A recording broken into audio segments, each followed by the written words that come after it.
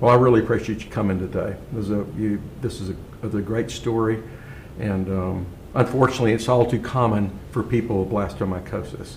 And so we sometimes refer to in medical circles as blastomycosis is the pneumonia that doesn't get better with Cipro, and the skin lesion or the skin abscess that doesn't get better with Keflex.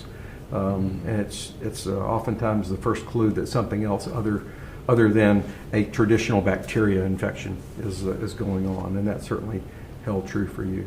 But you've had a really nice outcome, and so I'm really thankful for you to be here today.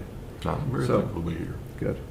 Let me summarize this just simply by saying that Darrell experienced what so many people with blastomycosis experience, which is really misdiagnosis or lack of diagnosis for oftentimes months, because people are kind of led on one path or another. He underwent the typical sort of trial of antibacterial agents that didn't work, and in his case, 6 months passed by before the diagnosis was arrived at, and that's despite the fact that he had biopsies. So people were intent on trying to make a diagnosis, but simply those who saw him not maybe thinking about blastomycosis as a cause in this otherwise healthy person.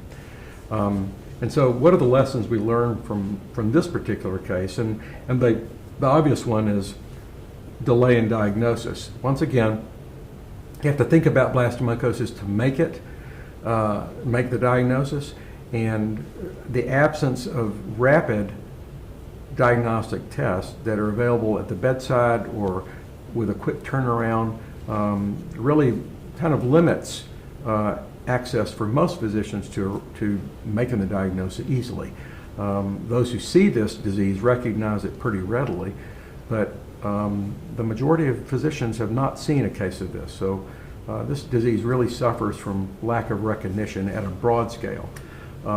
Patients rarely have heard about this unless a relative or loved one has suffered from this. So just increasing awareness among providers and physicians and patients is an important step in the right direction.